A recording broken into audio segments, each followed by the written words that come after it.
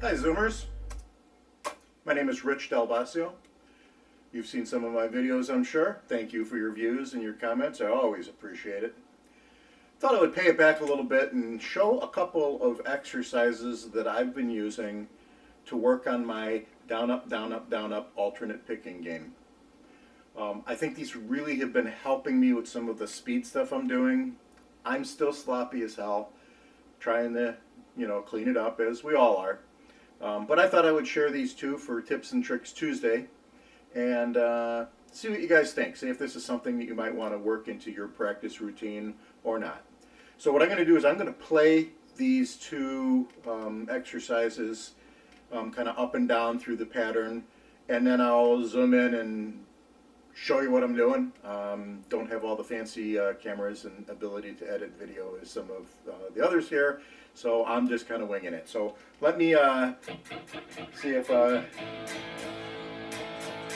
turn a little bit of volume up here.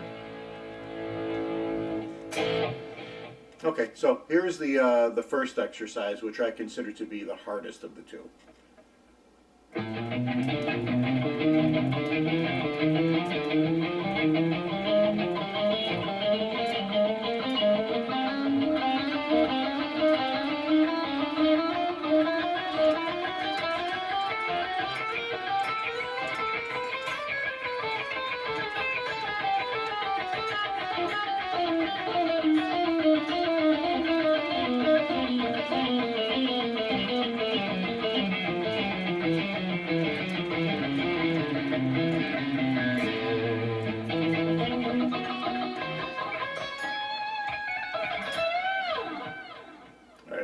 Little BS at the end there.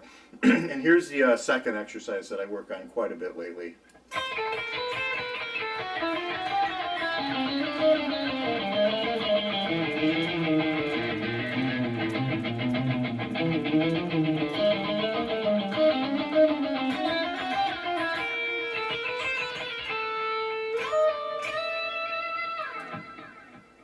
Alright, I'm going to use my little remote control here, and I'm going to zoom in, and I'm going to show you the first exercise. This exercise is not something I created. This is something that I got off the interwebs, off of YouTube, from somebody named Uncle Ben Eller, that I'm sure a lot of you have heard about.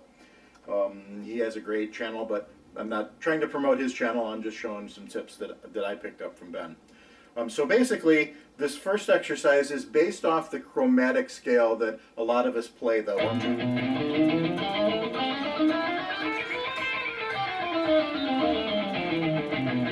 Where you're just playing, I'm starting in the A position, the 5th position.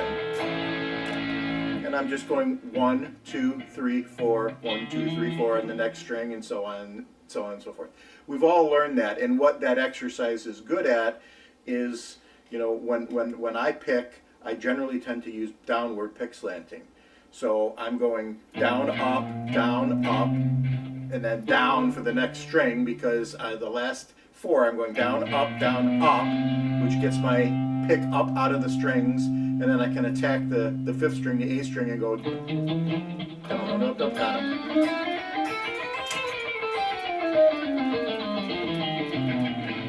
And that's great for just going up and down one way, but this particular exercise that I've been enjoying so much works in a way that forces you to do downward pick slanting and upwards pick slanting virtually simultaneously.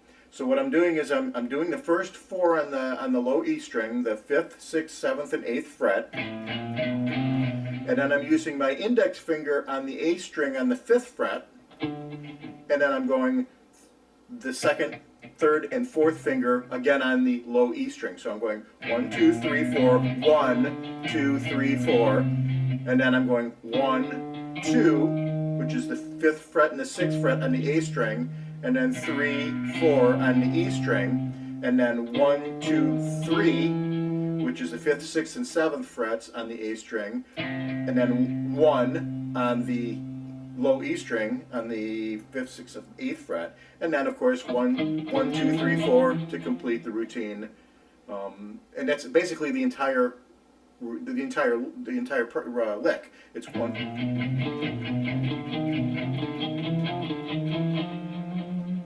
then I repeat.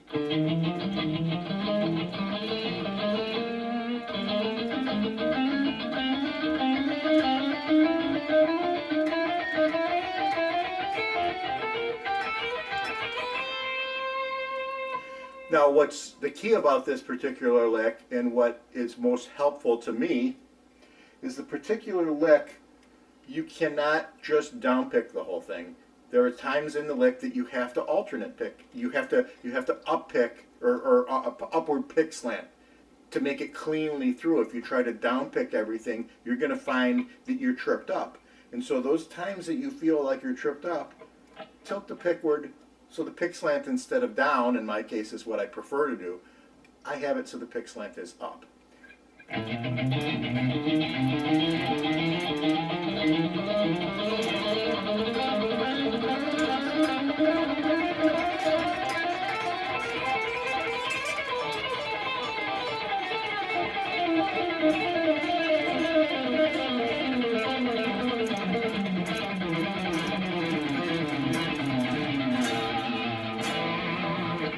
Now, of course, the point of the exercise is never to go as fast as you can. It's to hit every note cleanly.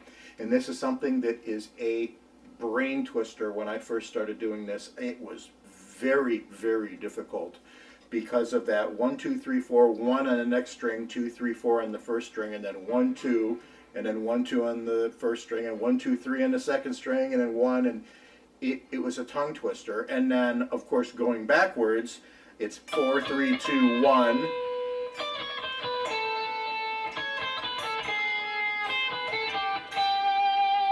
I messed up there. Let me try it again.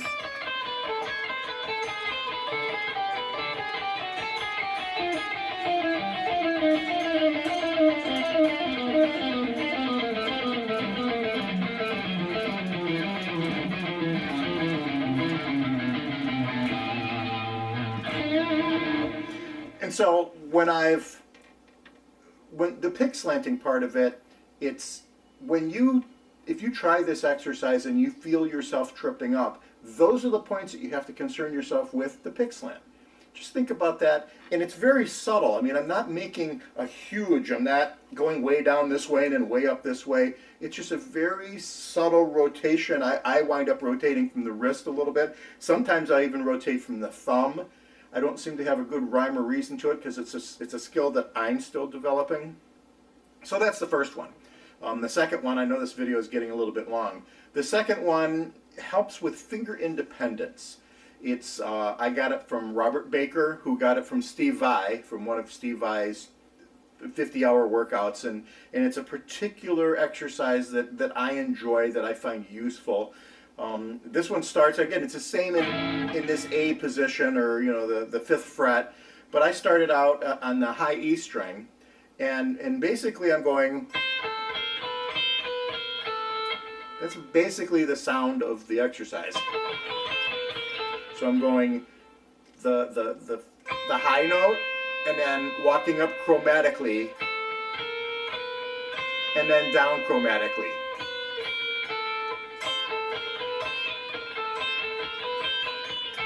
And that in and of itself you can use as an exercise, and then switch it to all the strings.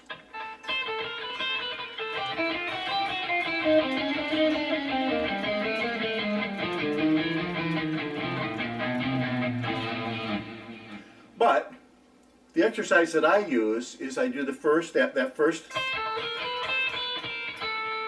and then on the B string, instead of starting with my pinky, I start with my ring finger, and I'm going that 5th, 7th fret,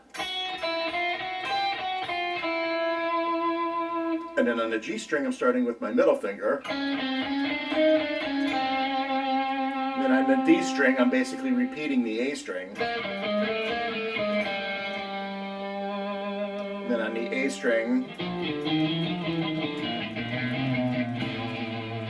So let me play it for you so you can kind of hear it.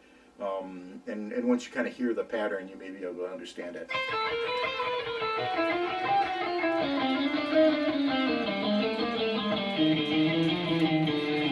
Let me try it again because I messed it up.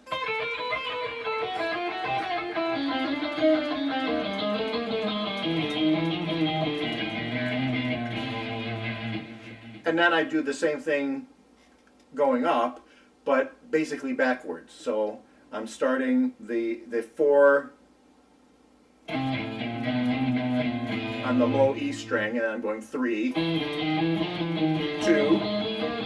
4, 3, 2.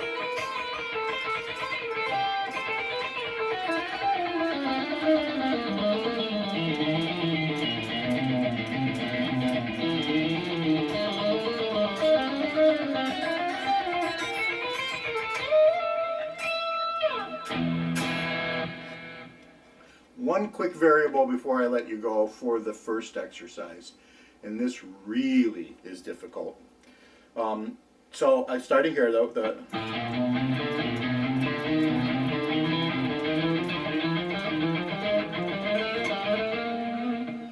Instead of doing it that way, do the first 4 notes on the low E string and then skip to the D string.